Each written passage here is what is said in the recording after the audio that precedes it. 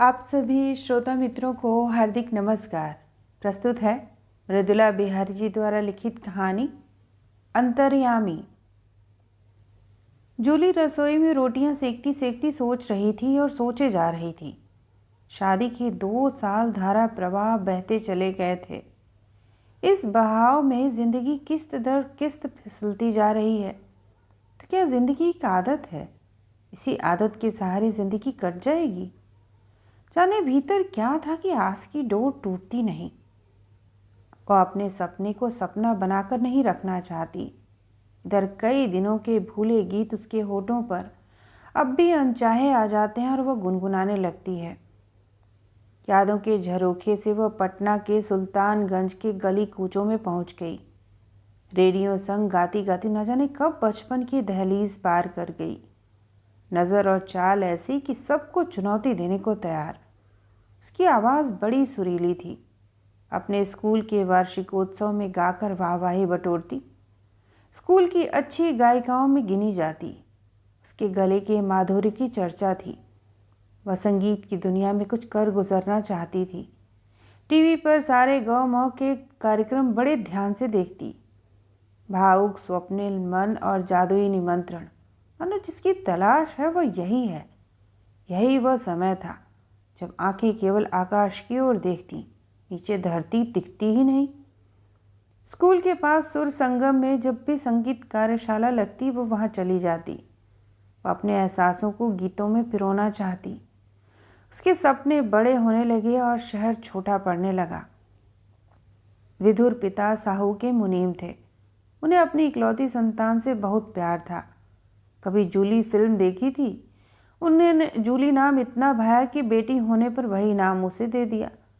गीत संगीत के लिए उन्होंने बेटी को कभी नहीं टोका, बल्कि बढ़ावा ही दिया। वे उसके गुणों से परिचित थे, पर उसे बेटी की हद से निकल कर आगे की बात नहीं भाई। उसके बाद उसका क्या होगा यह चिंता उन्हें खाए जाती। हर वक्त उसकी शादी की फिक्र रहती। अपने मूल्य मान्यताओं में विश्वास करने वाले पिता के लिए स्वाभाविक था। सुमित्रा मौसी भी जब तब आकर कहती, ज़माना नाजुक है, बेटी की शादी कर फारिग होइए, बाद में उसका पति जाने क्या करना है और क्या नहीं। फिर वह उनसे वक्त पर शादी करने के फायदे और वक्त पर न करने के नुकसान गिनाने लगती। जूली 18वें में प्रवेश कर चुकी थी। खुले आकाश में किसी पंछी की तरह उड़ना चाहती थी। एक दिन जिला स्तरीय गायिका प्रशिक्षण चयन की प्रतियोगिता थी। वो पिता को बिना बताए वहाँ चली गई। उसे पूरी उम्मीद थी कि उसके गायन की संजीदगी पहचानी जाएगी। लौटते समय एक अनजाना सा डर समाया था। अगर पापा ने पूछा तो झूठ नहीं बोल सकती। घर पहुंची तो पापा चिंतित खड़े थे। अंदर सुमित्रा मौसी की नसें तड़क रही थीं। उसे देखने लड़के वाले आए थे। वो उन लोगों के सामने तमाशा बनी। अपने होने वाले पति त्रिवेणी के व्यक्तित्व में आकर्षण जैसा कुछ भी नहीं लगा। बस्ती जलालपुर में उनका 10-12 बीघा खेत था, पुश्तैनी मकान और पटना के एक प्राइवेट स्कूल में शिक्षक की नौकरी। पापा की दृष्टि में इतना पर्याप्त था। उनके मन में आश्वस्त थी कि जूली को संभाल कर रखेगा। पान फूल से बात पक्की हो गई। सगाई हो जाना यहाँ लड़कियों के लिए गर्व की बात समझी जाती, पर जूली को अच्छा नहीं लगा। महीने भर में शादी हो गई, वह जलालपुर आ गई। इसके लिए यह नए तरह का अनुभव था। इस बस्ती को एकदम गांव तो नहीं कहा जा सकता, पर यहाँ पटना जैसी चहल पहल नहीं थी।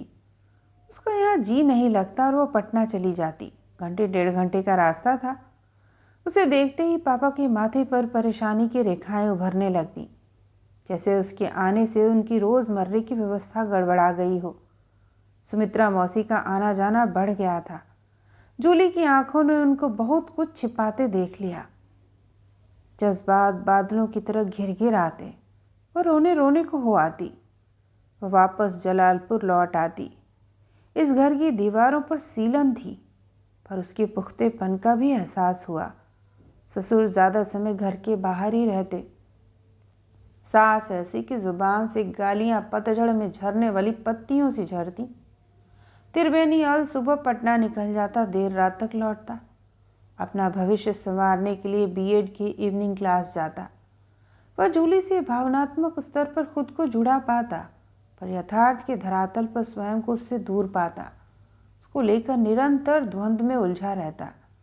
यह शहरी लड़की क्या ग्रामीण पृष्ठभूमि में रह सकेगी? क्या माई के साथ इसकी पटरी बैठेगी? क्या वह उसकी अपेक्षाओं को पूरा कर सकेगा?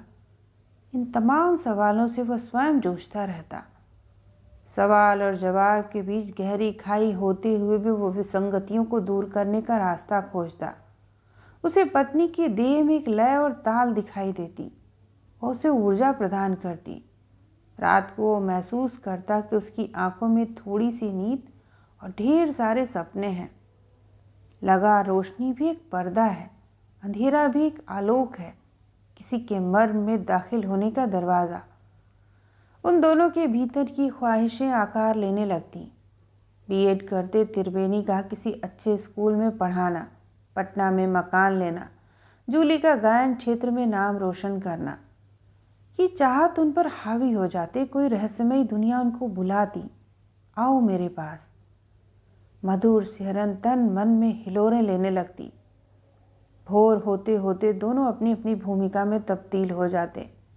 माई के हाथ का बना खाना और नवोढ़ा पत्नी के हाथ परोसी थाली त्रिवेणी को किसी जन्नत से कम नहीं लगती। लेकिन सारी कोशिशों के बाद भी जीवन गति नहीं पकड़ पा रहा था। त्रिवेणी के जाते ही ओड ओड की आवाज़ सुनकर सास आ गई। जूली कलेजा थामे उल्टियाँ कर रही थी। सास उसकी पीठ को हथेली से दबाकर बोली, हे गंगा मैया, पोता के मुंह देखैया। आकाश में गिद्ध अकेला उड़ रहा था। उल्टी के साथ जूली की घबराहट बढ़ने लगी। शाम को सूरज ढलने लगा। चिड़ियाएँ घर लौटने लगी। हवा ठंडी हो चली। माई की आवाज़ सुनाई दी, त्रिवेणी आ गई। उसने खिड़की से झाँका। शहर आबाद था, सड़क आबाद थी। वो शर्म से लाल हुई जा रही थी। रात के अंधेरे में त्रिवेणी उसके बगल में लेट गया। पत्नी के नरम पेट पर हल्के से अपना हाथ रखा। अजीब सी पुलक हो रही थी। उसने धीरे से कहा, जूली। वो उससे लिपट गई। जूली ने सुबह खिड़की खोली। पत्तों के पीछे छुपी गौरैया शोर मचा रही थीं। बहती हवा ने उसे हैरान होकर देखा। कमरा खुशबू से भर गया। दिनों दिन उसका जिस्म भरने लगा, वह निखरने लगी, पर वह जैसा जीवन चाहती थी वैसा जी नहीं पा रही थी। असमंजस में थी, स्वयं को ढूंढ रही थी। श्रोता भाव विभोर होकर उसे सुन रहे हैं। उस सम्मोहन की दुनिया में वह गा रही है, लेकिन अचानक सब खत्म। उसके चमकते भविष्य पर अंधेरे की छाया पड़ने लगती। रात कोई दो स्वप्न देखकर पसीने पसीने हो गई। मन किया पानी पिए, पर उससे उठा नहीं गया। त्रिवेणी भी पिछली कई रातों से न सोया न जागा। उसके मन में आगे पीछे खींचतान मची हुई है। भीतर एक शीत युद्ध छिड़ा था। अपनी आशंकाओं से वह घिरने लगा। बच्चे तो मध्य सेतु होते हैं। इस बात से वह जितना भागने की कोशिश करता, उतनी ही ज़्यादा घेर कर वह बात उसे आतंकित करती। बच्चों के कारण चाहे अनचाहे पति पत्नी को साथ रहना पड़ता है। एक मन हाँ कहता तो दूसरा ना। इस झमेले के लिए वह खुद को जिम्मेदार मान रहा था। अब तक तमाम ऊंचे नीचे तजुर्बों से काफ़ी कुछ सीखा था। पलायन ही एक रास्ता था, पर इस बात से उसकी नींद उड़ जाती। फिर वह खुद को समझाता, अब जीवन के मायने के मीटर और बाट बदल गए हैं। हर कदम पर रुपयों की ज़रूरत है, लेकिन यह आत्मनिरीक्षण भी ज़्यादा देर नहीं टिकता।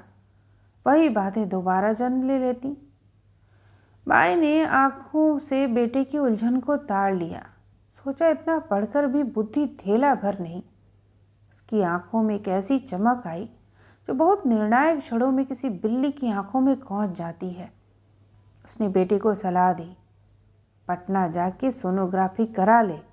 बेटा भइल हम पोस दे, बेटी भइल त। त्रिवेणी की गर्दन झुक गई।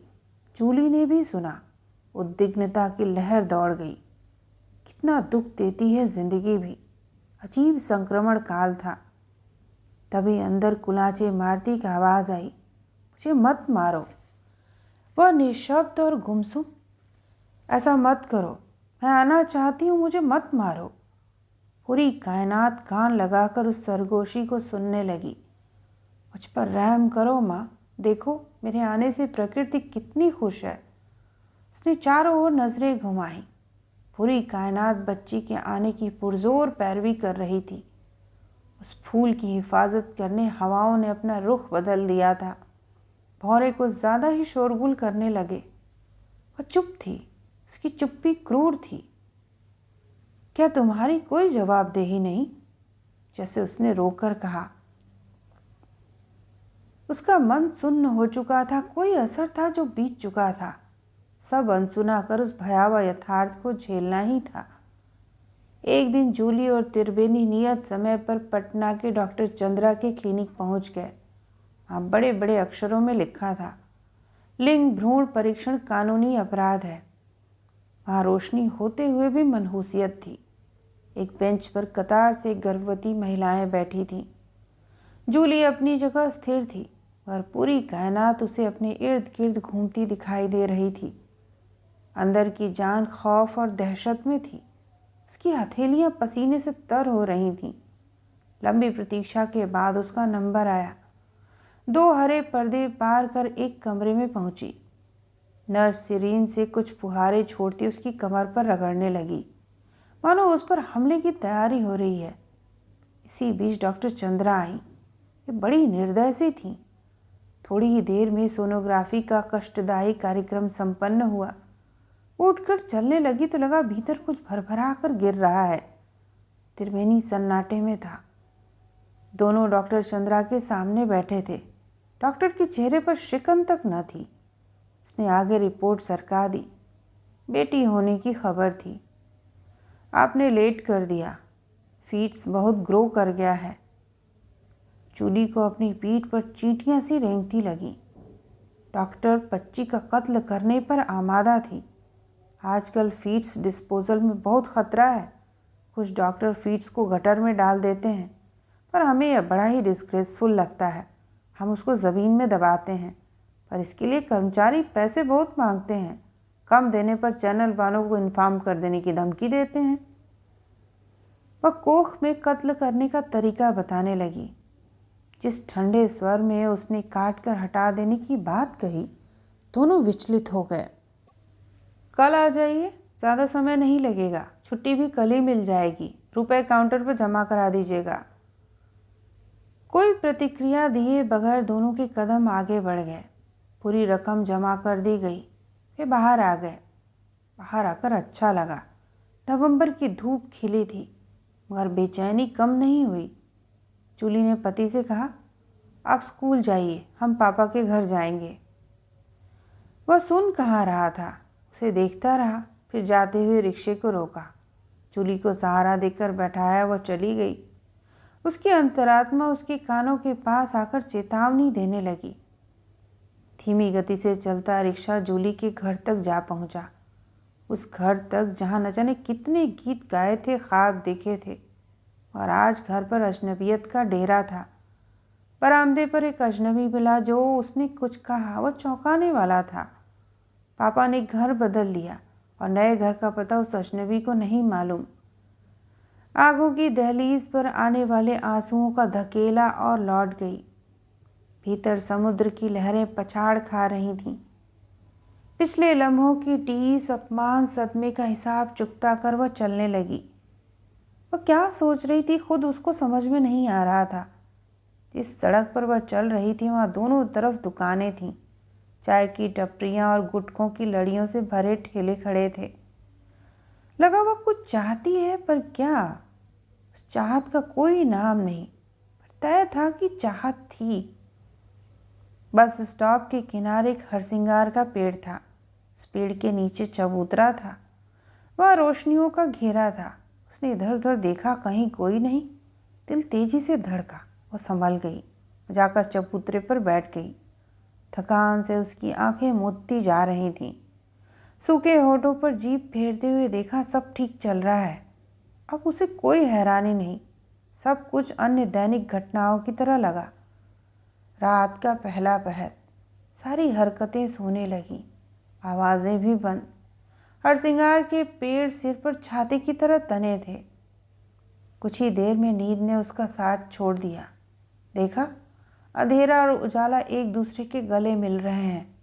उसने आंखें बंद कर ली, किसी ईश्वर के ध्यान में नहीं, बल्कि इसलिए कि कुदरत के इस नतीजे को जो उसके पेट में है पूरा का पूरा देख सके। उसका मन हल्का होने लगा, चेहरे पर मुस्कुराहट फैलने लगी। जूली उस अजन्मा के अदृश्य चेहरे की इबारत को पढ़ने की चेष्टा करने लगी। एक दिलचस्प अनुभव हुआ। बेटी, अब तुम इस दुनिया में आओगी। उसकी मुस्कुराहट गुस्से में परिणत हो गई। तिरस्कृत जीवन जीते 3-4 महीने काट दिए। इससे पहले ना आपको कोक की हुक सुनाई दी, न ममता जागी। अचानक यह बदलाव कैसे आया? उसकी सरगोशी में व्यंग छिपा था। जूली चुप हो गई। उसने यह चुलबुल करने वाली अजन्मी नहीं, क्रोध से सनी कुछ और ही लगी। डॉक्टर आपराधिक गिरोह की तरह कोख में बेटी को मारने की सुपारी ले रहे हैं। इनमें एक आध को छोड़कर अधिकतर डॉक्टर औरतें हैं, शायद बेटियों की माँ भी। उसकी आंखें आक्रमण करती हुई प्रतीत हुईं।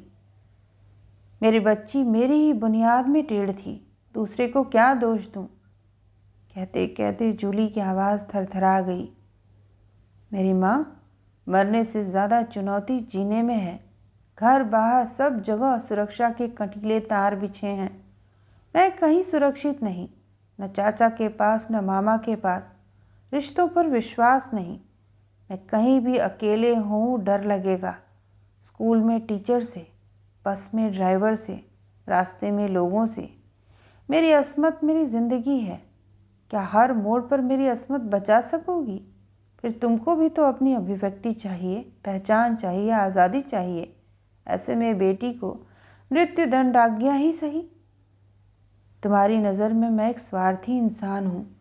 हाँ बेटी, मैं कमज़ोर थी, पर क्या कोई भी भाव सार्वकालिक होता है? ऐसा नहीं कि मुझे अपराध बोध नहीं हुआ, पर तब ज्ञान नहीं था। ठीक कहती हो माँ, बोध और ज्ञान दो अलग वस्तु हैं। बोध का अर्थ है जानना, और ज्ञान वह है जो विवेक में स्थित होता है। ज्ञान किसी को दिया नहीं जा सकता, केवल शिक्षा दी जा सकती है। मेरे माँ बाप ने ही मेरे दर्द को महसूस नहीं किया, तो आने की इच्छा ही मर गई। ऐसा मत कहो।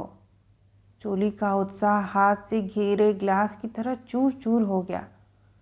सभी बेटे के लिए लालायित हैं, लड़की होने पर आंसू बहाते हैं। ऐसे में कोई लड़की आती है तो वह इंसान नहीं रह जाती, एक मशीन हो जाती है, किसी खास काम के लिए। नहीं चाहिए तुम्हारा यह संसार। ऐसे ही चली जाऊंगी चुपचाप, किसी को पता भी नहीं चलेगा। मैं कैसे बताऊं, तुम मेरी ज़िंदगी हो, मेरे होने और जीने का कारण। नहीं माँ, मेरा नहीं है यह संसार। मैं अलविदा कहने का मानस बना चुकी हूँ, उसने ऐलान किया। पूरब की ओर उगने वाले नारंगी गोले के आने की अभी सिर्फ आहट थी। बस से उतरकर त्रिवेणी चला आ रहा था। ऐसे चल रहा था मानो किसी करार पर दस्तखत करने की जल्दबाजी में हो। जिसे वह ख्वाब समझा था, ख्वाब नहीं हकीकत थी। वह दिखती तो नहीं, पर जकड़ कर बांधती है। दूर हरसिंगार के पेड़ तले उसे एक गर्भवती स्त्री दिखाई दी। उसमें उसे जूली की झलक लगी। एक अज्ञात मोहवश उसके पास गया।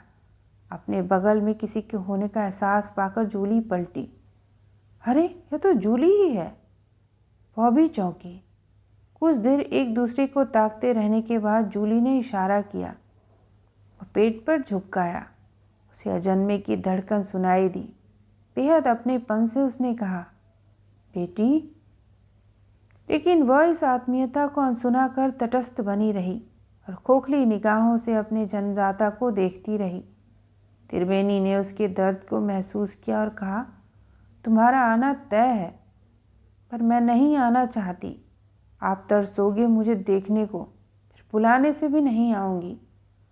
तुम आओगी नहीं तो जीवन कैसे आगे बढ़ेगा? वह विद्रोह से तन गई। रेडियो पर भी यही सुनती हूँ, लड़की न मिले तो कैसे मिले बेटे को बहू? क्या बेटियों का लक्ष्य सिर्फ बेटे की बहू बनने का है? उनका अपना कोई वजूद नहीं। रोज बेटियों की भ्रूण हत्या हो रही है, उनको कूड़ेदान में फेंका जा रहा है, इलाज बगैर मारी जा रही हैं, लेकिन सामाजिक मामला मानकर कोई हस्तक्षेप नहीं करता। करें भी क्या? लड़कियों का क्या, मरे या जिए? नफरत से भरी थी। जूली सिर उठाकर दुआ करने लगी। ऐसा नहीं है कि सब नकारात्मक हैं। लड़कियां इंजीनियर, डॉक्टर, जज, वकील बन रही हैं, प्रधानमंत्री और राष्ट्रपति बन रही हैं। नहीं बनना मुझे सुपर वुमन। तो क्या चाहती हो, बताओ हमें। सुपर वुमन बनने से भी ज़्यादा अहम मंजिलें हैं। उससे भी कहीं ज़्यादा ज़रूरी है कि ऐसा समाज बने जो न्याय संगत हो, भ्रष्टाचार मुक्त हो, लोग एक दूसरे से ईर्ष्या नहीं, उन्हें श्रद्धा से देखें, लड़कियों के सामर्थ्य से घबराएं नहीं, प्रभावित हों।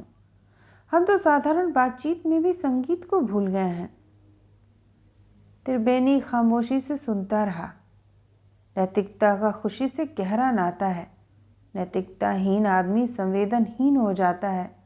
फिर ऐसे खराब जमाने में आकर भी क्या होगा? जमाना खराब है या हम ही बेतरह डरे हुए हैं? हम भी जकड़बंद थे, हमारे ही विचारों का प्रवाह रुक गया था। पर एक आस्था है, इसी से आशा करता हूँ कि आपकी आस्था और आशा यथार्थ के ठोकर लगते टूट जाएगी। उसके स्वर में व्यंग था। मानता हूँ आशा और आस्था की शक्तियाँ अपनी कोमलता में कमज़ोर लगती हैं, पर सच है कि ये बर्बर के हाथ हारती नहीं। इसलिए अपनी ये जिद छोड़ दो। मेरा वजूद मेरा अपना है, फैसला भी मेरा होगा। मैं अलविदा कहने का मानस बना चुकी हूँ।